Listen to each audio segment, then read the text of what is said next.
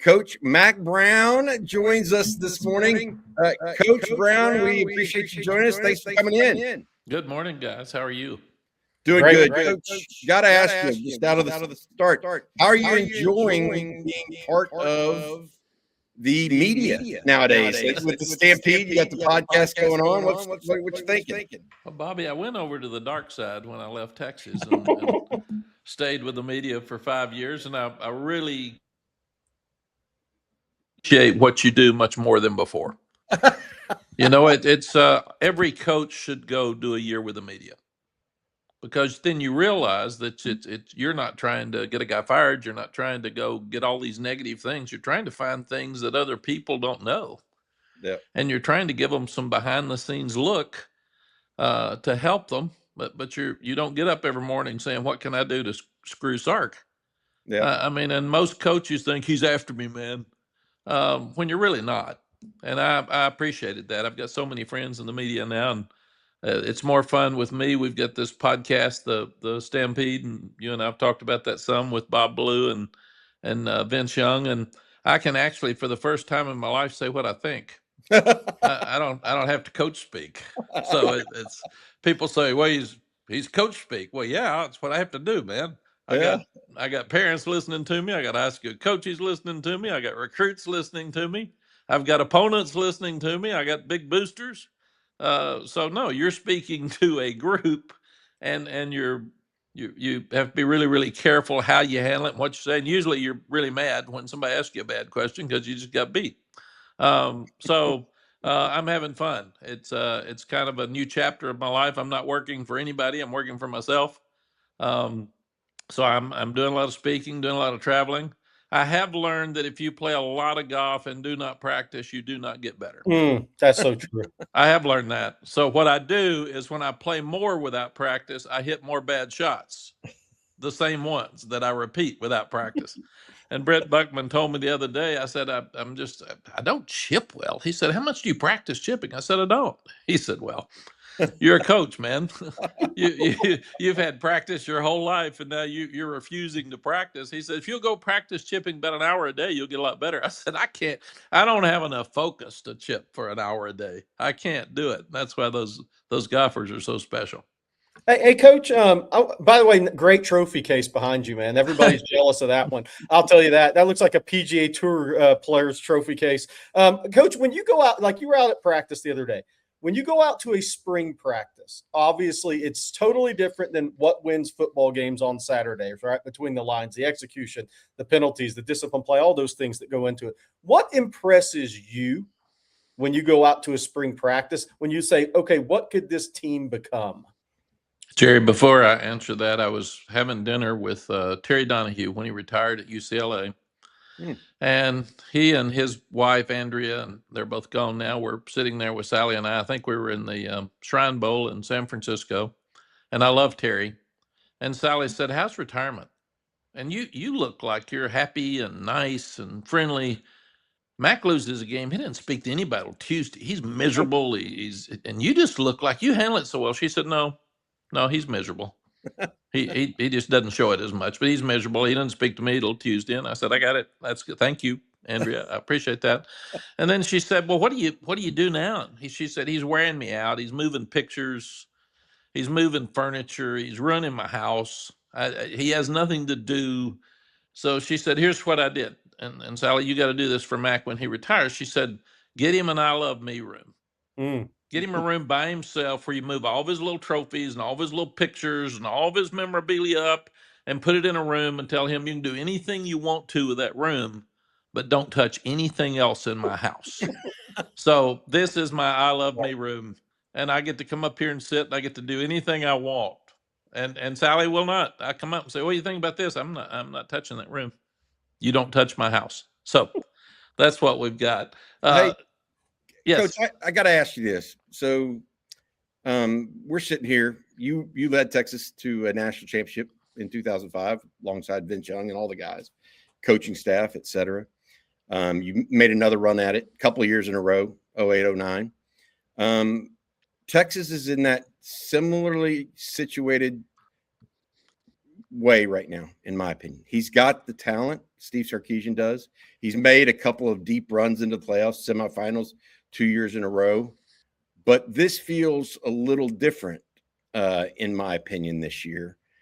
And I haven't talked to you about this, but I wanted to ask you, do you think it feels a little different for him?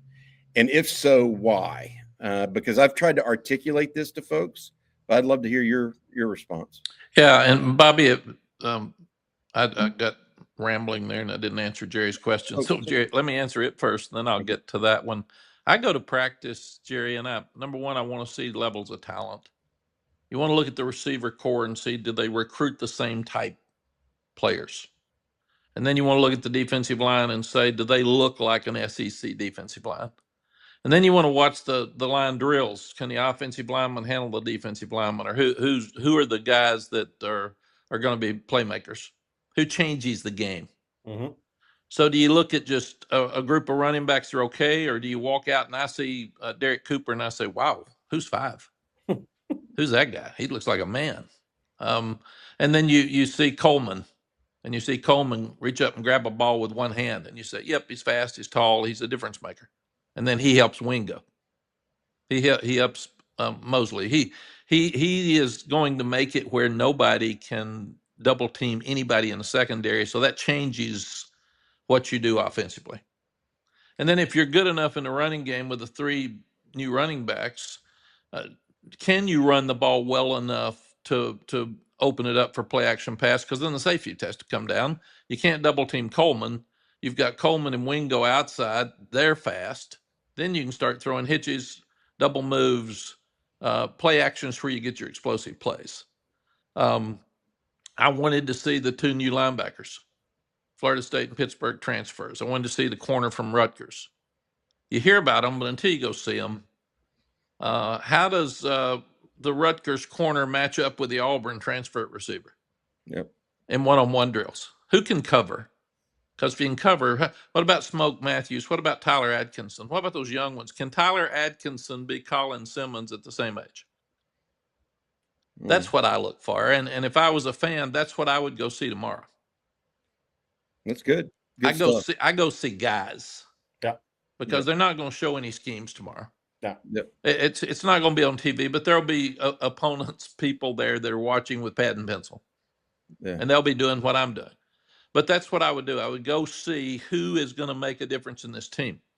And then, Bobby, to me, I studied Indiana last year really hard because the Cinderella stories of Texas Tech, Vanderbilt, Indiana get everybody's attention.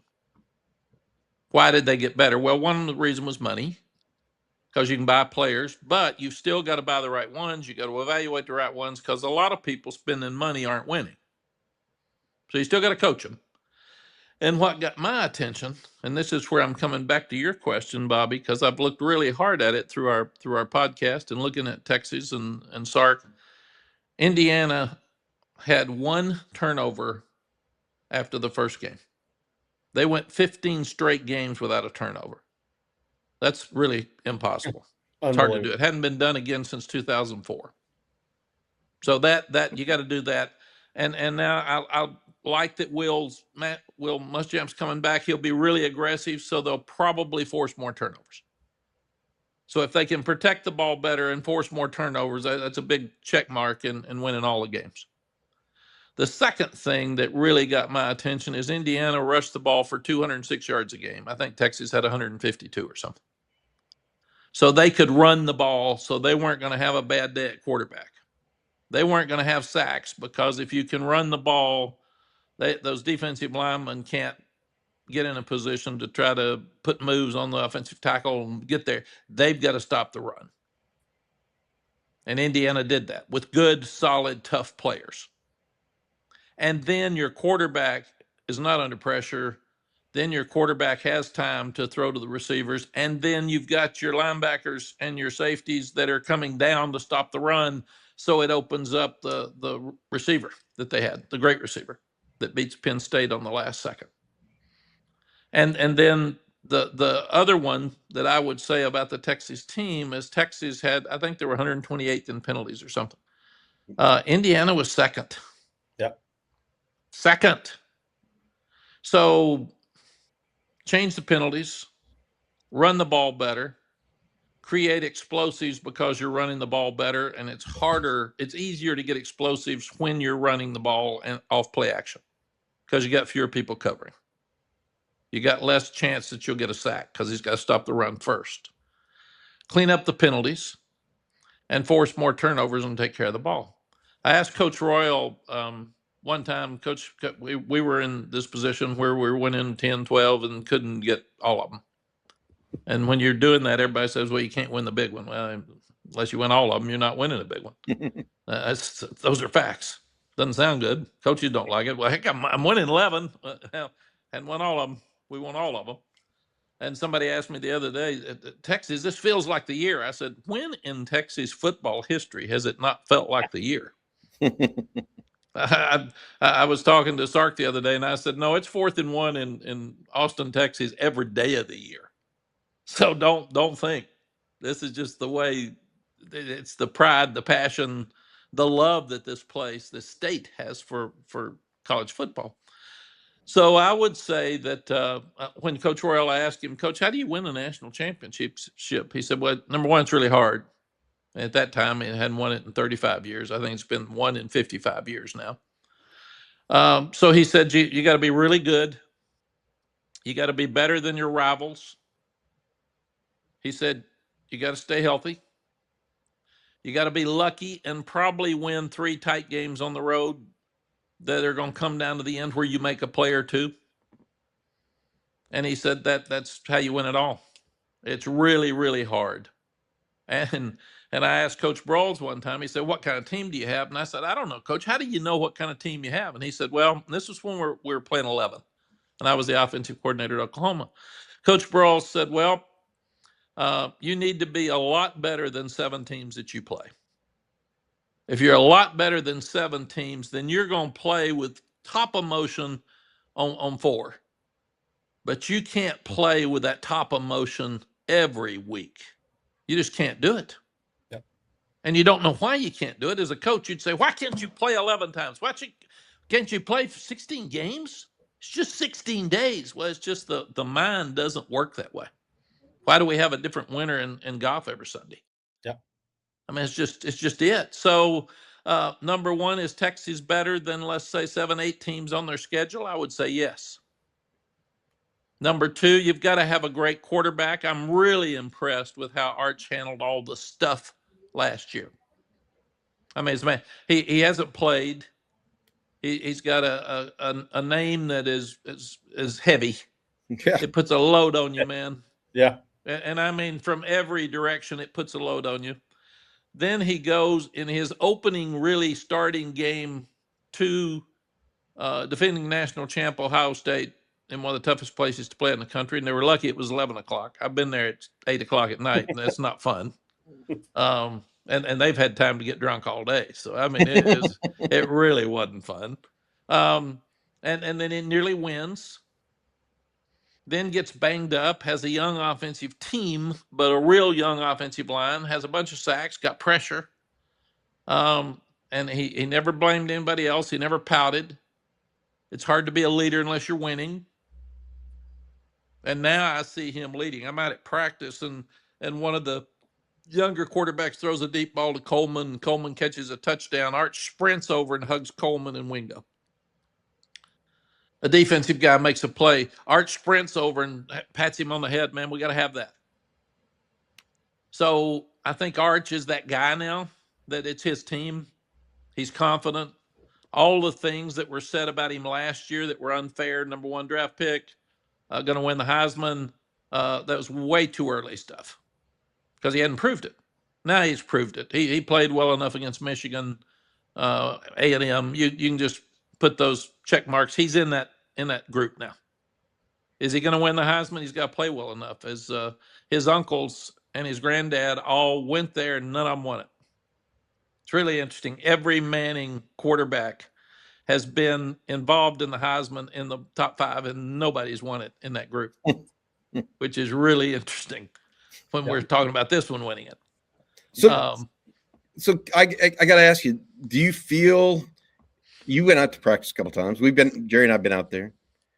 I feel like they've got the talent to do this year, but it's going to take, there's the caveats you threw in, right? Which are natural. But do you feel like from a talent perspective, they're there? Yes, I do. I don't know enough about the offensive line. The new kid hadn't gotten here yet from, I think, Western Kentucky. The Wake Forest guy looks good. When you're thudding, it's really hard to tell how much the offensive linemen have improved. And that's another thing people should look at tomorrow if they have live scrimmage. Mm-hmm. You can tell more about if you can't run block, you can't pass block. Because Colin Simmons is going to beat a big old tackle if he knows he's got one thing to beat.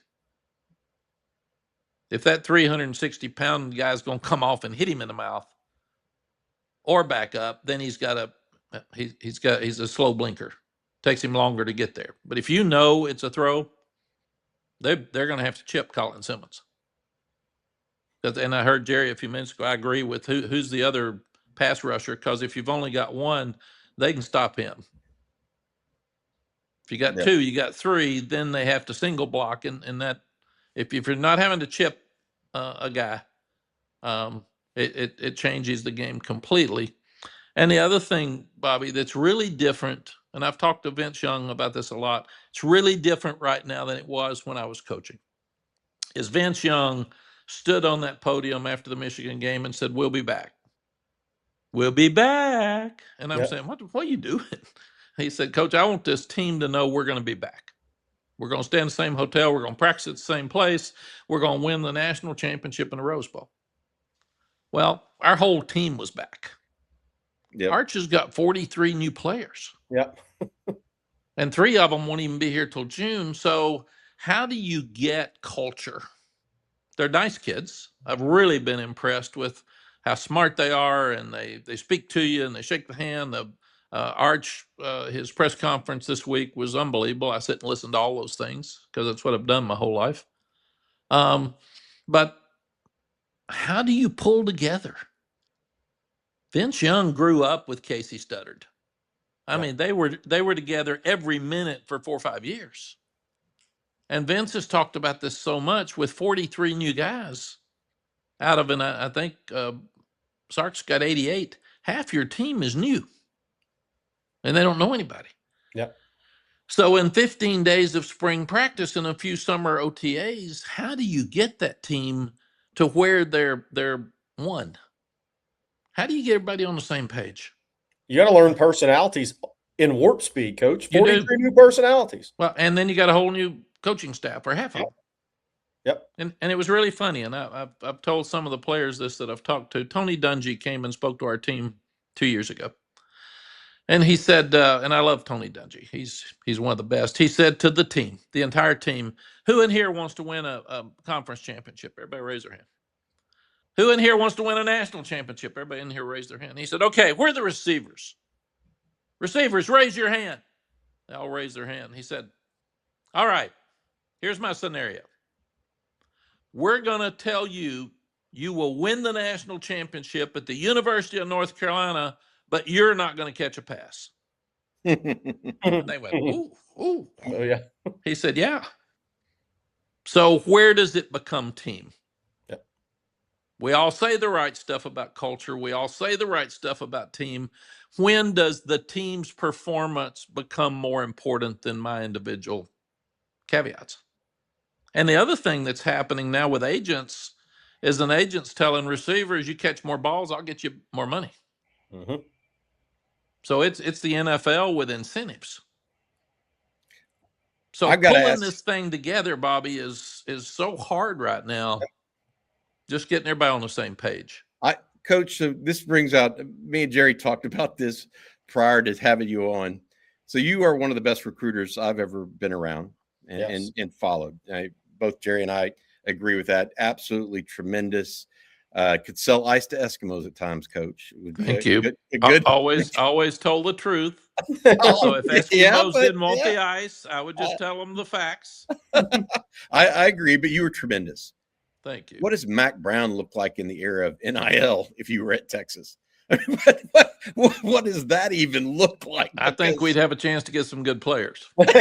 I agree. I spoke to the bowl association. All the head of the bowls came to San Antonio the last 2 or 3 days. So I ran down there and spoke to them about college football and leadership and where we are right now. And one of them said, it's awful to coach right now, isn't it? And I said, not if you got money. I mean, coaching hasn't changed if you have money, because you can pay them all. Yeah. And you're not going to lose them. We didn't have money at North Carolina. So I'd have a player come in and we were paying him $60,000 and he'd say, Coach, I've been offered $850,000. I'd say, well, what are you doing in here? You got to go, man. I can't ask you to stay here. Yep. So if you don't have money, and that's what I'm worried about some, I'm worried you're going to have Cinderella stories like Tech and Vanderbilt and Indiana. But what's going to happen unless we get this thing leveled out like the NFL? Are we going to have 20 teams, 15 teams, 10 teams that have players and nobody else does? We're going to ruin our game as we know it. I looked at women's basketball. Vic Schaefer came on our podcast. Vic said, I'm really concerned in the SEC that because of rev share, so many of the schools are spending so much money on men's basketball, men's football, that they're taking away money from women's basketball. He said CDC is not doing that. We've still got our money. But then you watch the Final Four, the Elite Eight. There were 5 teams in women's basketball. I couldn't turn it on. It's 95-42. Yep. So we're losing parity in women's basketball. And that's because of rev share. So how are we going to get back to where we're allowing people to pay what they should? It's if you've got money, you can pay them all. Like I said, if you don't have money, we had 3 ex-NFL coaches on our staff at North Carolina, and I said, okay, salary cap's coming. You guys have dealt with this. Tell me what's going to happen. And they said, well, we don't have much money, so the right tackle wants $700,000. The right guard wants $700,000. The left tackle wants $1.4 million. You've only got $1.4 million.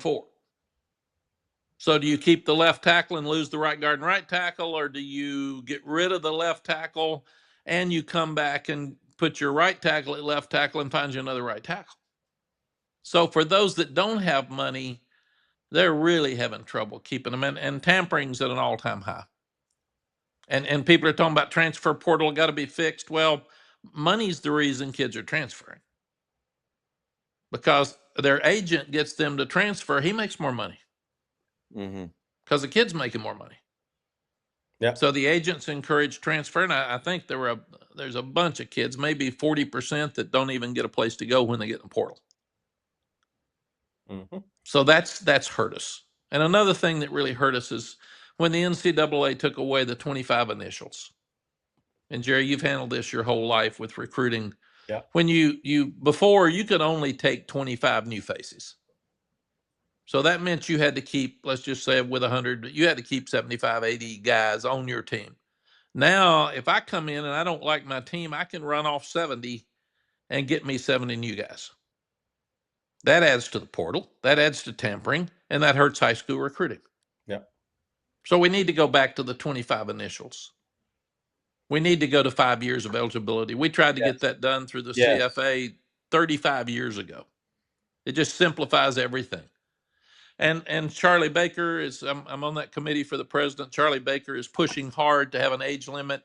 He thinks you should have 5 years from when you graduate from high school, or 5 years from 19 years old. And then there'd be an age limit, and you wouldn't have 28-year-olds playing against 18-year-olds. Yeah. So there's a lot of people that are putting some common sense into this stuff. You just can't change these rules without antitrust, because attorney generals will sue you and they'll flip them back quickly.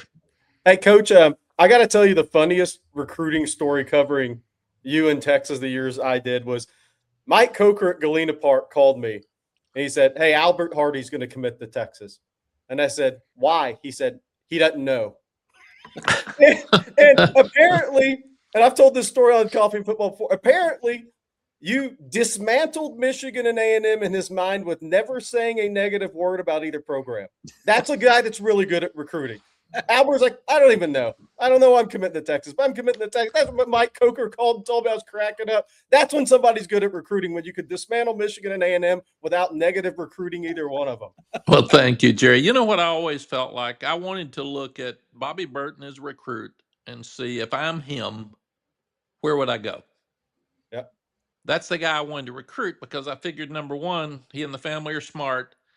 And if they should be here, I can convince them that they should come. Now, if I looked at a guy and I didn't think he should come, I would tell him. I've actually told recruits I wouldn't come here, and here's why. And I would usually ask them when they sat down in my office, what are you looking for? I've done this 50 years, you've done it 6 months. So I want to help you get where you need to be. And that would take them back because they'd say, you're not recruiting us very hard. No, I'm trying to help you. Let's get down to facts. Where do you want to be in 5 years? What's going to happen when you get out of here? Because the NIL used to be your degree.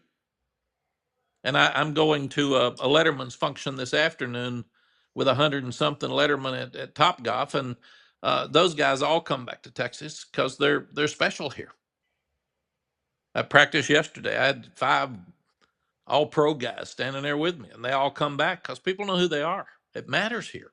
And that's why you come to Texas, because it's special while you're here. It's more special when you get through. And I think that's the thing, Jerry, that happened. But that's what I loved. And I would usually say, if I'd say, Mom, what's important to you? And I'm close to home. I said, well, you're from Atlanta. You're not coming here. All right. You just told me you're not coming here because I've checked it. We can't move. We're going to be a long way from Atlanta. And she'd laugh, and then they'd get up, and later on she'd say, I got to keep my boy close to home. I mean, and some of that's changed now. Sark can recruit further than I could because of money. Because parents have enough money to get to the games and back. Before, you wouldn't see your son play. And we tried to recruit Louisiana to Texas, to maybe Denver, because we'd have a Bo Scaife, a Lyle Sinline, a Casey Studdard, a Tillman Holloway, that all had ties to Texas. And that's the other thing, Jerry. I tried to see who's got ties. Why is there a reason to come here? Because you've got pride in this place. And people always call it pressure. I call it pride. There's no more pride anywhere than at the University of Texas in their football program. And that's what makes it so special. Coach, you look at this, and I think to myself, going back to when you were hired at Texas, taking over for John Mackovic, DeLoss Dodds as the AD. You went through, and really, Rod is one of our co-workers here at On Texas Football, and he talks about how that culture of the program really was developed, and he felt like they laid a foundation for the next group and the next group. You kept building on it. Sark's trying to do the same thing in many ways right now. He's trying to take Texas back to a situation where they keep building. My question is, how does that become reality? That hope, because so many coaches don't get that done. They think they're trying to or on their way to, but a fly gets in the ointment along the way. What did you do to get the flies out of the way, to keep building it up, Well, Bobby, I probably didn't answer your question as well before about Sark being in the neighborhood. I always felt like, and I said this, it was in my mind, that he's built a house in the neighborhood. He is you don't talk about playoff possibles without talking about Texas now. And that wasn't always the case. Right. When I before I took the job, I told Coach Royal, Texas seems to have everything, but you're not winning games. So what's wrong? There's something wrong with the place. You got players, you got money, you got a place that cares. Why are you losing? And that's when he said that it's like a box of BBs that's been dropped and broken, and the BBs are scattered all over the room. So you got to get the high school coaches back where Texas football is important. You got to get the Letterman back where they're proud. You got to get the alumni back where they're showing up. They don't even come to the games. And that's where the come early, be loud, stay late, and wear orange came in. I said, come on, man, help us. Let's don't talk like we're a good football program. Let's show it. And facts are facts. That's what I used to say. What you are what you show on film. if we stink and I sit here and talk about how good we are. I used to tell our coaches at clinics, show them what you're coaching, don't tell them. Because unless you can show them, you're not coaching it, man. And that's Coach, I it. wish we could. Yeah. I wish we could talk more and more about this because I could ask you. I've got questions going like, what do you think of the move to the SEC? Yeah. You know what? Well, What do you we think of can get college back football? on, but let me close to Yeah. get you off here. Yeah. To answer your question, yes, they're down to a play the last couple of years to win a national championship or have a chance to win a national championship. So they're there. Sark knows what to do. He's doing it. He's making moves to get there. So is this the year? Who knows? It's like Coach said, be good enough, be lucky, be healthy, be confident. Got to win 3 tight games. That's why it's going to be so much fun to watch. Well, before we let you go, we got a little surprise for you here. All right, sir. I want to read this off first, and then we're gonna bring somebody in to say hello to you. This is from Alfio Vizzi, Coach. Oh my gosh. Because I'm in my office right now, Coach, and I'm hearing Coach Brown, and I want to go through the wall for him. Thank you, Coach Brown, for changing my life forever. Even when I went JUCO, you stayed with me. Hook 'em horns. That's Alfio Vizzi. That's one surprise for you, Alfio reaching out to you. Love Alfio. Now we got another one that you might know a little bit too. And he sent a couple of sons to play for you. Bob Shipley's here joining us, Coach. Bob, what do you want to say to Coach here? Well, first of all, I'm a disappointing surprise, but Coach, to be fair, I usually do a short segment on this show every Friday morning, so it's not like, hey, can I please come in and talk to Coach, because I always want to talk to Coach. But well, did I talk too much and take up your time? No, Coach. I just want to say, just like that athlete right there said, so many people, the way that you are honest with kids when you're recruiting them, the way you're honest with them when you're coaching them, and the way you love and care for them for the rest of their life, and what you did for Cole Pittman's family, and just all those things. And I didn't understand it until Jordan's accident. And I just want to tell our viewers out there, Coach Brown had jets, he had the governor, he had hospitals, he had everything lined up for whatever you need. We're gonna take care of you, Jordan. And just thank you so much, Coach, for that. Thank you so much also for giving me a chance to live out my dream. My dream was, from the time I can remember, was to be a Texas Longhorn, and I wasn't good enough. I lacked the one thing that kept me out is speed, actually, which kept my other 2 boys in. But thank goodness to their mother. But anyway, you gave me a chance to be a Longhorn coach, and I was able to actually work in some form or fashion for 4 head coaches at the University of Texas. And I just wish I could have worked for you much earlier in my career to see how the master does it, because nobody does it better than you. And just thank you for all you've done for my family, and thank you for all you've done for all the players. You influenced players that you recruited that you didn't even sign, just by the way that you carry yourself and the way that you were honest with them. So just thank you for what you've done for us, what you've done for all the players, and what you've done for the entire University of Texas nation. Well, thank you, Bob. I love you and I love your family, and the Shipleys have had so much to do with the success that I had here as a head coach. And you can't tell them it's a 40-year decision, not a 4, unless you mean it. And now I'm having to tell these darn kids it's a 50-year decision because they're getting older and I'm getting older. So it's hanging in there. But it gives me a chance. I love Bob and those 2 sons. But this gives me a chance to thank all the fans, not only just Texas fans. There were A&M fans, there were Texas Tech fans that were texting me and worried about Jordan and how's he doing? Can we do anything? And then that group of players that we may lose with all the transfers, that group of players were all saying, when can we go see him? What can we do? Has he got his phone? And it was hard for Jordan because his phone burned up. So he didn't even have a phone, and they were all trying to text him to get to him and wearing him out. And I saw him at Colt's birthday party, retirement party a few weeks ago, and he looks great for everybody to know. I mean, he's tough as nails, always was. I tried to talk him into not play anymore because I didn't want his knees to look like mine. Lord, he can still run. but tough as nails, has tremendous faith. But for all of you out there, he's barely got scars. I mean, it's unbelievable. It's an absolute miracle that between God and your prayers and him and Bob and that family, his beautiful wife, everybody's stuck in there with him. And I mean, he's happy. And I said, "Are you sleeping good?" I'm fine, Coach. I'm good. I'm back at work. Just put boots on. My ankles have been sore. Now I got my boots back on. So he is one tough sucker, and it's one of the reasons he's such a great football player. I every now and then my phone pops up with memories and stuff, and I just saw him return that kickoff against um, Oklahoma yesterday for a touchdown. So it just puts a smile on my face again. And he had that punt return against Tech at home, and so he just he made so many plays for us, just like his younger brother. But thank you, Bob, for your comments, and thank you all for your comments. And I'm having fun. My life's better because of the friends that I have here, the ex-players that we have, and that's why we're back in Austin, so we can enjoy everybody.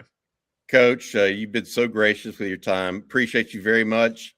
Bob, thank you for saying that about Coach, because I think that you speak for not just yourself, speak for a lot of former players like Alfio and others that have joined us here. So, Coach Brown, thank you for joining Coffee and Football this morning. Continued luck, best of luck. Hopefully, I see you tomorrow over at the scrimmage. If you're going, are you going over there tomorrow? Well, I haven't decided yet. I always have to work everything around golf. Coach, I was going to say the great thing about going to Top Golf tonight, the short game doesn't matter. You're good. Short game doesn't matter. No, You're great. I'm getting off and I'm headed to play golf. So There you go, man. But like I said, Jerry, the thing I thought playing every day would make you better. It doesn't. It just good lunch and good reinforces the conversation. bad shots that you hit, and I still haven't given into practice. A guy that spoke about practice his entire life refuses to practice, so it's a little embarrassing. You're awesome, Coach. Go have fun with retirement, man. Enjoy yourself. Guys. You've earned it, Coach Mack Brown. Okay, Bobby, it's not retirement though; it's rewiring. Oh, okay. It's rewiring. You don't retire. That sounds old. Oh, that sounds tired. So you rewire and start a new chapter. You don't retire. Hook 'em horns, Coach. Appreciate you, man.